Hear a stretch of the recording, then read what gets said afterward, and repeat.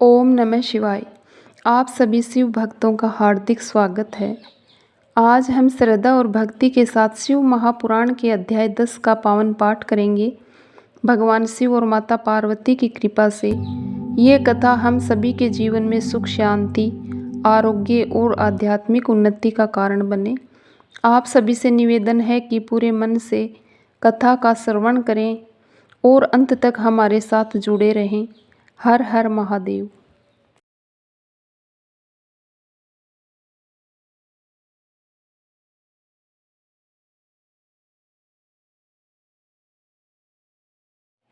आज की शिव पुराण कथा के अंतर्गत चलिए आज का अध्याय आरंभ करते हैं। शिव महापुराण कथा के अंतर्गत कल हमने सुना था कि भगवान शिव जब सती के विषय में संपूर्ण वृत्तांत सुनते हैं तो वे अत्यंत क्रोधित हो जाते हैं और फिर वे अपने महासेना नायक वीरभद्र को दक्ष का यज्ञ ध्वंस करने के लिए भेजते हैं। यह जानकर दक्ष भगवान विष्णु और ब्रह्मा जी की शरण में जाता है, लेकिन उस समय भगवान विष्णु और ब्रह्मा जी भी उसे समझाते हुए उसे अपनी भूल का अनुभव करवा रहे हैं और उसी क्षण वीरभद्र वहां आ पहुंचते हैं। उसके बाद क्या हुआ, चलिए आज की कथा में ये सुनते हैं। ब्रह्मा जी ने कहा, हे नारद, जब वीरभद्र वहां पर आ गए तो उस समय देवताओं के साथ उन शिव गणों का घोर युद्ध आरंभ हो गया। उसमें सभी देवता पराजित होकर भागने लगे। वे एक दूसरे का साथ छोड़कर स्वर्ग लोक में चले गए और उस समय मात्र महाबली इंद्र आदि लोकपाल ही उस दारुण संग्राम में धैर्यपूर्वक उत्सुकतापूर्वक खड़े रहे। सभी देवतागण विनम्र भाव से गुरु बृहस्पति को पूछने लगे, हे गुरुदेव, शीघ्र बताइए, हम जानना चाहते हैं कि हमारी विजय कैसे होगी। यह सुनकर बृहस्पति ने कहा, इंद्र, भगवान विष्णु ने पहले जो कुछ भी कहा था वह सब इस समय घटित हो गया। मैं उसी को स्पष्ट कर रहा हूँ। समस्त कर्मों का फल देने वाला जो कोई ईश्वर है वह कर्ता का ही आश्रय होता है। कर्म करने वाले को ही उस कर्म का फल देता है। ना मंत्र, ना औषधि, ना अभिचारिक कर्म, ना लौकिक पुरुष, ना कर्म, ना वेद और ना ही नाना वेदों से युक्त अन्य अय शास्त्र भी ईश्वर को जानने में समर्थ नहीं होते, ऐसा प्राचीन विद्वानों का कथन है। हे इंद्र, तुम लोकपालों के साथ आज नादान बनकर दक्ष यज्ञ में आ गए। भगवान रुद्र जिनके सहायक हैं, ऐसे यह परम क्रोधी रुद्रगण इस यज्ञ में विघ्न डालने के लिए आए हैं और अपना काम वे अवश्य पूरा करेंगे, इसमें कोई संशय नहीं है। और इस यज्ञ के विघ्न का निवारण करने के लिए आप में से किसी भी देवता के पास कोई भी क्षमता या सामर्थ्य नहीं है। गुरु बृहस्पति की ये बात सुनकर सभी देवतागण और लोकपाल चिंता में पड़ गए। तब महावीर रुद्रगणों से घिरे हुए वीरभद्र ने मन ही मन भगवान शंकर का स्मरण किया और रोष से भरकर तुरंत ही संपूर्ण देवताओं को तीखे बाणों से घायल करना आरंभ कर दिया। उन बाणों की चोट खाकर इंद्र आदि सभी देवता भागते हुए दसों दिशाओं में चले गए। जब लोकपाल चले गए और देवता भाग खड़े हुए तो वीरभद्र अपने गणों के साथ यज्ञशाला के पास आए।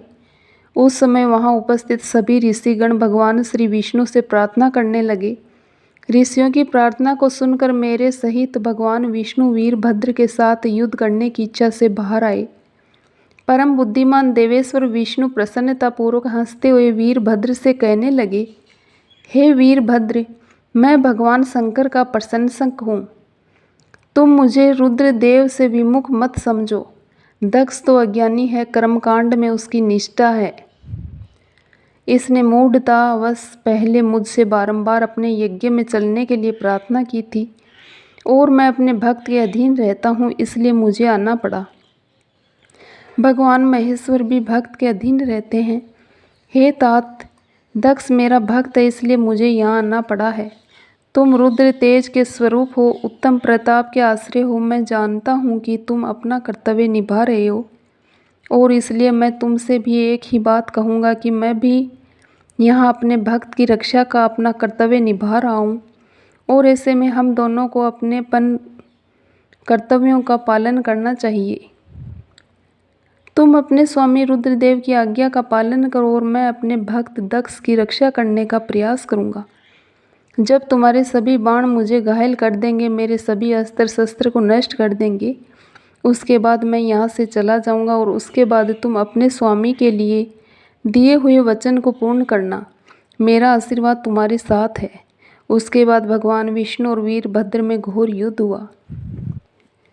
भगवान श्री हरि की लीला से और उन्हीं की इच्छा से वीरभद्र ने उन्हें इस युद्ध में पराजित किया और उसके बाद ब्रह्मा जी और विष्णु भगवान वहाँ से अंतर्ध्यान होकर अपने अपने धाम में चले गए।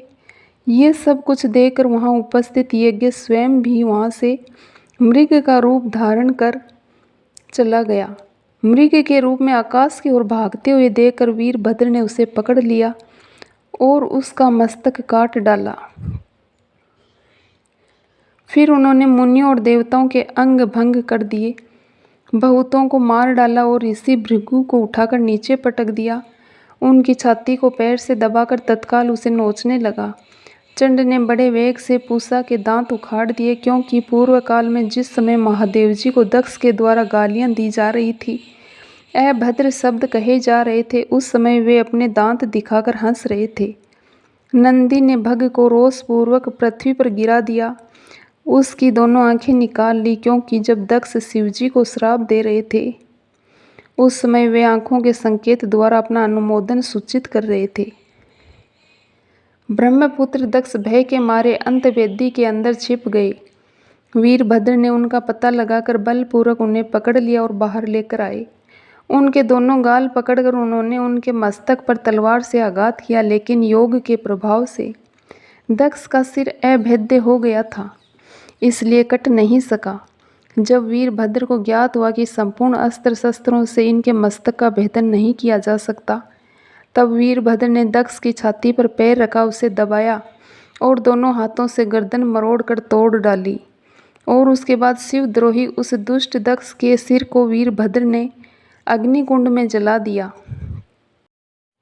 उसके बाद जैसे सूर्य घोर अंधकार राशि पर नाश करके उदयाचल पर आरूढ़ हो जाता है, उसी प्रकार वीरभद्र भी दक्ष तथा उसके यज्ञ का विध्वंस करके वहाँ से उत्तम कैलाश पर्वत में आ गए।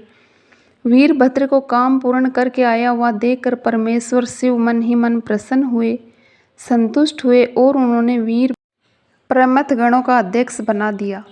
इस कथा को सुनकर नारद मुनि पूछते हैं, हे विधाता, वीरभद्र जब ये दक्ष के यज्ञ का विनाश करके कैलाश पर्वत पर चले गए, उसके बाद क्या हुआ?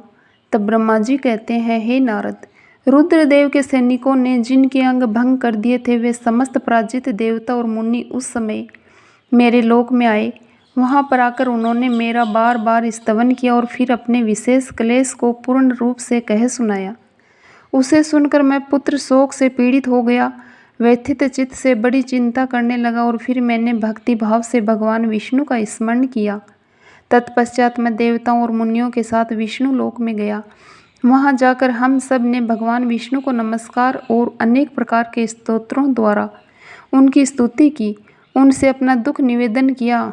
मुझ ब्रह्मा की ये बात सुनकर भगवान लक्ष्मीपति इस प्रकार कहने लगे, हे देवताओं, परम समर्थ तेजस्वी पुरुष से कोई अपराध हो जाए तो भी उसके बदले में अपराध करने वाले मनुष्यों के लिए वह अपराध मंगलकारी नहीं हो सकता। समस्त देवता परमेश्वर शिव के अपराधी है, क्योंकि उन्होंने भगवान शंभु को यज्ञ का भाग नहीं दिया। अब आप सभी लोग शुद्ध हृदय से शीघ्र ही प्रसन्न होने वाले उन भगवान शिव के पास जाओ, उनके चरण पकड़कर उन्हें प्रसन्न करो, उनसे क्षमा मांगो। जिन भगवान के कुपित हो जाने पर सारा जगत नष्ट हो जाता है, जिनके शासन से लोकपालों सहित यज्ञ का जीवन शीघ्र समाप्त हो जाता है, वे भगवान महादेव इस समय अपनी प्राण वल्लभा सती से बिछड़ गए हैं। दुरात्मा दक्ष ने अपने दुर्वचन रूपी बाणों से उनके हृदय को पहले ही आहत कर दिया था। अब आप सभी लोग शीघ्र जाइए और अपने अपराधों के लिए क्षमा मांगिए। उन्हें शांत करने का केवल यही सबसे बड़ा उपाय है। मैं समझता हूँ कि ऐसा करने से भगवान शिव को संतोष होगा। मैं भी आप सबके साथ शिव के निवास स्थान पर चलूँगा। आइए मेरे साथ चलिए।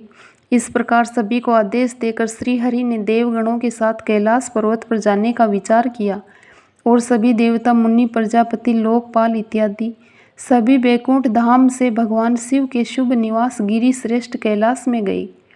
क्या आप जानते हैं कि भगवान शिव का कैलाश धाम कैसा है? आइए उसका वर्णन सुनते हैं। कैलाश श्रेष्ठ भगवान शिव को अपना कैलाश धाम अत्यंत प्रिय है। मनुष्यों से भिन्न किन्नर, अप्सराएं, योग सिद्ध महात्मा पुरुष उन सब का भली भांति सेवन करते हैं। यह पर्वत बहुत ही ऊंचा है। उसके निकट रुद्रदेव के मित्र कुबेर की अलका नामक महादिव्य और रमणीय पुरी है। उस पुरी के पास ही सौगंधिक वन भी देवताओं की दृष्टि में आता है, जो सब प्रकार के वृक्षों से हरा भरा और दिव्य है। उसके भीतर सर्वत्र सुगंध फैलाने वाले सौगंधिक नामक कमल खिले हुए रहते हैं। उसके बाहरी भाग में नंदा और अलकनंदा, ये दो अत्यंत पावन दिव्य नदियाँ बहती है, जिसका दर्शन करने मात्र से प्राणियों के पाप हट जाते हैं। यक्षराज कुबेर की अलकापुरी और सौगंधिक वन को पीछे छोड़कर आगे बढ़ते ही थोड़ी दूरी पर शंकर जी का एक वट वृक्ष आता है। उसने चारों ओर अपनी अविचल छाया फैलाई हुई है। यह वट वृक्ष 100 योजन ऊंचा है और उसकी शाखाएं 75 योजन तक फैली हुई है। उस पर कोई घोंसला नहीं है। ग्रीष्म का ताप तो उससे सदैव दूर ही रहता है। बड़े पुण्य आत्मा पुरुषों को ही उसका दर्शन हो सकता है। वह परम रमणीय और अत्यंत पावन स्थान है और वही दिव्य वृक्ष भगवान शंभु का योग स्थल है, जहाँ पर भगवान शिव अपने योग मुद्रा में स्थित रहते हैं। इस प्रकार सुंदर कैलाश पर्वत है। जब सभी देवतागण भगवान विष्णु और ब्रह्मा जी उस स्थान पर पहुँचे तो मुमुक्षुओं के आश्रयभूत उस महायोगमय वट वृक्ष के नीचे सभी देवताओं ने भगवान शंकर को विराजमान देखा। मेरे पुत्र महासिद्ध सनक आदि, जो सदैव भक्ति में तत्पर रहने वाले और शांत है, वे बड़ी प्रसन्नता के साथ उनकी सेवा में बैठे हैं। भगवान शिव का श्री विग्रह परम शांत दिखाई देता था। उनके सखा कुबेर, जो गुह्यकों और राक्षसों के स्वामी है, वे अपने सेवक गणों और कुटुंबी जनों के साथ विशेष रूप से उनकी सेवा किया करते हैं। उस दिन वे एक कुश आसन पर बैठे थे और सभी संतों के सुनते हुए तुम्हारे प्रसन्न करने पर तुम्हें उत्तम ज्ञान का उपदेश दे रहे थे। उन्होंने बायां चरण अपनी दाईं जांघ पर और बायां हाथ बाएं घुटने पर रखा था। कलाई में रुद्राक्ष की माला डाले वे सुंदर तरक मुद्रा से विराजमान थे। भगवान शिव का इस सुंदर स्वरूप में दर्शन करके सभी देवताओं ने हाथ जोड़कर मस्तक झुकाकर उनको प्रणाम किया। मेरे साथ भगवान विष्णु को आया देखकर सत्पुरुषों के आश्रयदाता भगवान रुद्र तुरंत ही उठकर खड़े हो गए। उन्होंने सिर झुकाकर भगवान विष्णु को प्रणाम किया। उसके बाद सभी देवताओं ने भगवान शिव को प्रणाम किया और तब उन्होंने मुझे नमस्कार किया। उसके बाद भगवान श्री हरि ने महादेव से वार्तालाप आरंभ किया।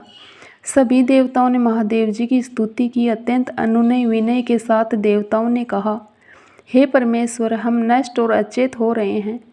हे परमेश्वर, आप प्रातपर और सर्वव्यापी हैं। हम आपको नमस्कार करते हैं। शोक ही आपका ही रूप है।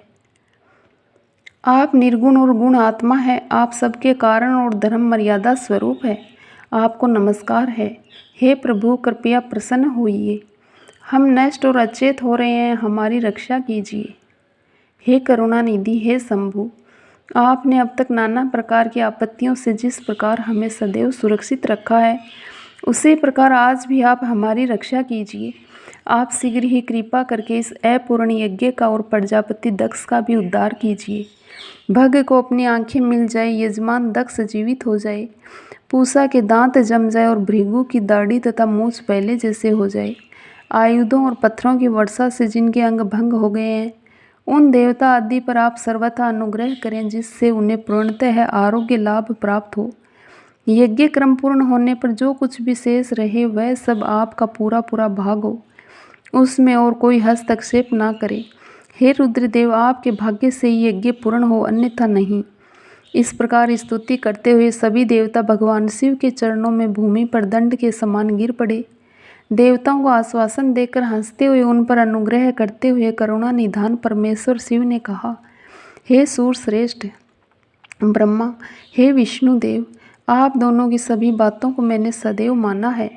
दक्ष के यज्ञ का विध्वंस मैंने नहीं किया है। दक्ष स्वयं ही दूसरों से द्वेष करता है। दूसरों के प्रति जैसा बर्ताव किया जाएगा, वह अपने लिए वैसा ही फलित होगा। इसलिए ऐसा कर्म कभी नहीं करना चाहिए जो दूसरों को कष्ट देने वाला हो। दक्ष का मस्तक जल चुका है, इसलिए इनके सिर के स्थान में बकरे का सिर जोड़ दिया जाए। भग देवता मित्र की आंख से अपने यज्ञ भाग को देखे। पूषा नामक देवता जिनके दांत टूट गए थे, वह यजमान के दांतों से भली भांति पीसे गए यज्ञ अन्न का भक्षण करें। मेरा विरोध करने वाले भृगु की दाढ़ी के स्थान में बकरे की दाढ़ी लगा दी जाए। और बाकी सभी देवताओं के जिन्होंने मुझे यज्ञ भाग के रूप में यज्ञ की अवशिष्ट वस्तुएं दी है, उन सभी के सारे अंग पहले की भांति ठीक हो जाएंगे। इतना कहकर परमेश्वर महादेव जी चुप हो गए। भगवान शिव के मुख से यह सब कुछ सुनकर सभी देवता संतुष्ट हुए। तत्पश्चात भगवान शंभु को आमंत्रित करके उनके साथ ब्रह्मा जी और सभी देवर्षियों के साथ भगवान विष्णु दक्ष की यज्ञशाला की ओर चल पड़े और सभी देवताओं के साथ वे कनखल में स्थित प्रजापति दक्ष की यज्ञशाला में पधारे। वहाँ रुद्रदेव ने यज्ञ का और विशेषतः देवताओं तथा ऋषियों का जो विध्वंस किया गया था, उसे उन्होंने देखा। इस यज्ञ की दुरवस्था देखकर भगवान शंकर ने अपने गणनायक वीरभद्र को बुलाया और उससे कहा, हे महाबाहु वीरभद्र, ये तुमने कैसा काम किया? थोड़ी ही देर में देवता और ऋषि आदि को बड़ा भारी दंड दे दिया। हे वत्स, जिसने इस विलक्षण यज्ञ का आयोजन किया था और जिसे ऐसा फल मिला है, उस दक्ष को अब तुम शीघ्र ही यहाँ मेरे पास ले आओ। भगवान शंकर के ऐसा कहने पर वीरभद्र ने उतावली के साथ दक्ष का धड़ लाकर उनके सामने रख दिया। तब भगवान शिव ने पूछा कि दक्ष का सिर कहाँ है? तब वीरभद्र ने कहा, हे प्रभु, मैंने तो उसी समय दक्ष के सिर को आग में होम दिया था। वीरभद्र की बात सुनकर भगवान शंकर ने देवताओं को वैसी ही आज्ञा दी जो पहले दी थी। भगवान भव ने उस समय जो कुछ कहा उसकी मेरे द्वारा पूर्ति कराकर श्री हरि आदि सभी देवताओं ने प्रभु आदि सबको शीघ्र ही ठीक कर दिया। और उसके बाद शंभु के आदेश से प्रजापति के धड़ के साथ यज्ञ पशु बकरे का सिर जोड़ दिया गया। उस सिर के जोड़े जाते ही शंभु की शुभ दृष्टि पड़ने से प्रजापति के शरीर में प्राण वापस आ गए और वे तत्काल सोकर जागे हुए पुरुष की भांति उठकर खड़े हो गए। उठते ही उन्होंने अपने सामने करुणानिधि भगवान शंकर को देखा।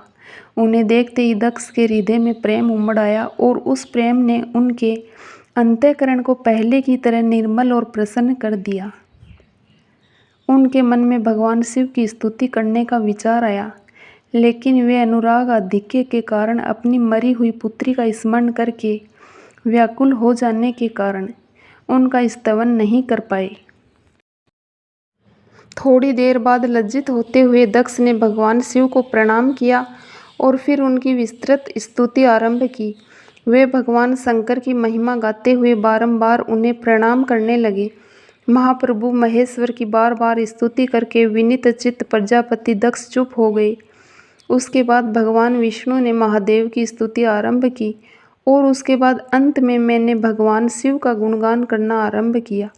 जब मैं स्तुति करके दोनों हाथ जोड़कर मस्तक झुकाकर वहाँ पर उपस्थित हो गया, तब सुंदर विचार रखने वाले इंद्र आदि देवता और लोकपाल शंकर देव की स्तुति करने लगे। इस प्रकार भगवान विष्णु, ब्रह्मा जी और सभी देवताओं तथा ऋषियों के द्वारा महादेव जी की स्तुति होने पर महादेव जी अत्यंत प्रसन्न हुए और फिर उन्होंने कहा, हे प्रजापति दक्ष, सुनो, मैं तुम पर प्रसन्न हूँ। यद्यपि मैं सबका ईश्वर और स्वतंत्र हूँ, तो भी सदैव अपने भक्तों के अधीन रहता हूँ। हे दक्ष, आज से तुम बुद्धि के द्वारा मुझ परमेश्वर को जानकर ज्ञान का आश्रय लेकर अपना कर्म करो। तुम उत्तम बुद्धि के द्वारा मेरी दूसरी बात भी सुनो। मैं अपने सगुण स्वरूप के विषय में भी इस गोपनीय रहस्य को धर्म की दृष्टि से तुम्हें बताता हूँ। जगत का परम कारण रूप मैं ही हूँ। मैं जगत की सृष्टि, पालन और संहार करता हूँ। उन क्रियाओं के अनुरूप विविध रूप धारण करता हूँ।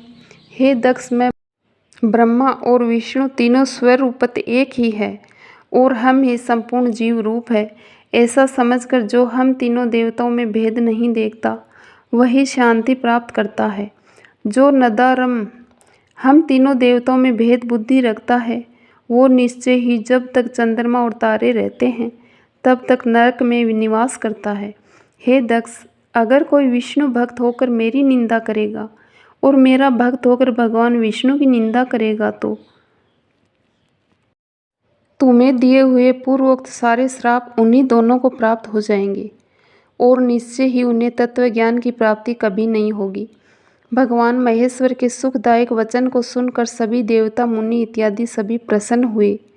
अपने परिवार के साथ दक्ष बड़ी प्रसन्नता के साथ शिव भक्ति में तत्पर हो गया और उसके बाद भगवान शंभु ने सभी को वर दिए और सभी को उनका विशेष अनुग्रह प्राप्त हुआ।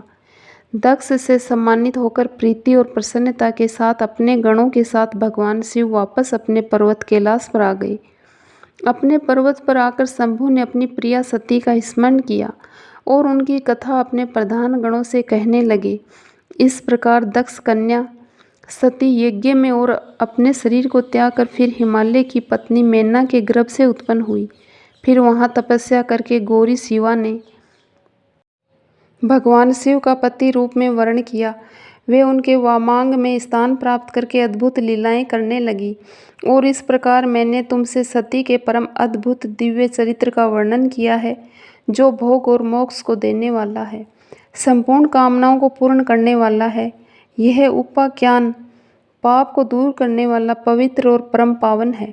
जो भी मनुष्य पूर्ण भक्ति भाव से इस कथा को सुनता है या फिर अन्य लोगों को सुनाता है, वह इस लोक में संपूर्ण कर्मों का फल पाकर प्रलोक में परम गति को प्राप्त कर लेता है। और इसी के साथ हमारा रुद्र संहिता का सती खंड आज यहाँ पर समाप्त होता है।